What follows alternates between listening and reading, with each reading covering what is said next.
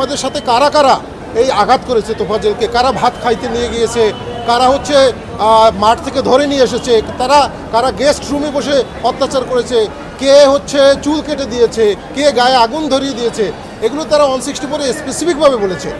এবং এটা ইন্টারেস্টিং বিষয় হচ্ছে যেখানে যতগুলো ভিডিও ফুটেজ ছিল তারা ফরেন্সিকে পাঠিয়েছে এই যে মামলার যিনি তদন্তকারী কর্মকর্তা যে এই ভিডিও ফুটেজগুলো ঠিক আছে কিনা। ল্যাব বলেছে এগুলো অরিজিনাল এবং এগুলো ঠিক আছে। এই মামলায় আমরা একটা সিআর পিটিশন দাখিল করেছিলাম। তো সিআর পিটিশনের কার্যক্রমটা স্থগিত রেখেছিল যে এই চার্জশিট দেওয়ার আগ পর্যন্ত। যেহেতু চার্জশিট এখন দিয়েছে, আমরা চার্জশিটে হ্যাপি। আমরা চাচ্ছি না যে এই বিচার প্রক্রিয়াটা আর বিলম্বিত হোক। আমরা চাচ্ছি দ্রুত ওই তোফাজ্জল হত্যার বিচার বাংলাদেশের মানুষ দেখুক, এবং সেই প্রত্যাশায় আমরা আজকে কোর্টে এসেছি যে এই চার্জশিটে অ্যাকসেপ্ট করে দ্রুত ট্রায়ালে পাঠানো হোক।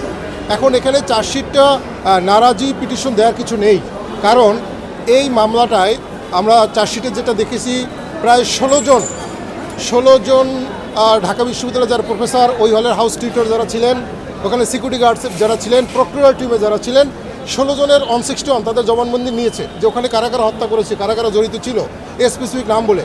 এবং এই মামলায় আপনারা জানেন যে 6 জন আসামিকে অলরেডি তারা জেলে আছে, এবং হচ্ছে তারা 164 করেছে, তারা দোষ স্বীকারোক্তিমূলক জবানবন্দি দিয়েছে। এই 164-এ যাদেরকে নাম আসামিরা বলেছে এর ভিতর থেকেও 6 জন আসামিকে তারা স্টুডেন্টকে বাদ দিয়ে দিয়েছে। কারণটা হচ্ছে ওখানে 164-এ তাদের নাম বললেও পরবর্তী দেখা গেছে যে ভিডিও ফুটেজের মধ্যে তাদের সম্পৃক্ততা নাই। এত সূক্ষ্মভাবে এত সুন্দরভাবে তদন্ত কাজটা পুলিশ সম্পন্ন করেছে। আমরা এই পুলিশকে ধন্যবাদ জানাই, এবং আমরা চাই যে এটাকে আর বিলম্বিত না করে for the ends of justice দ্রুত বিচার প্রক্রিয়াটা সম্পন্ন হোক এবং ট্রায়ালে যাক। আজকে যে তারা নারাজি পিটিশন দিয়েছে আমি দেখেছি এক নজর, তো সেখানে তারা এজাহারকারী যিনি আমানুল্লাহ ঢাকা বিশ্ববিদ্যালয়ের পক্ষে, সেখানে তাদের বক্তব্য হচ্ছে যে পুলিশ সঠিকভাবে তদন্ত করে নাই। তো আমার প্রশ্ন হচ্ছে যে বাজি যখন এজাহার করেছিলেন থানায় তখন কিন্তু স্পেসিফিক কোনো আসামির নাম তিনি দেয় নাই, অর্থাৎ সে নিজেই ঘটনা সম্পর্কে জানে না যে কারা হত্যাকাণ্ড করেছে।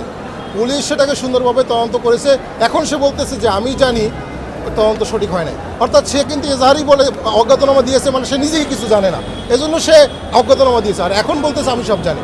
সো এটা কন্ট্রাডিকশন। সো আমরা চাবো যে ন্যায় বিচারের শর্তে নারাজি পিটিশনটা নামঞ্জুর হোক,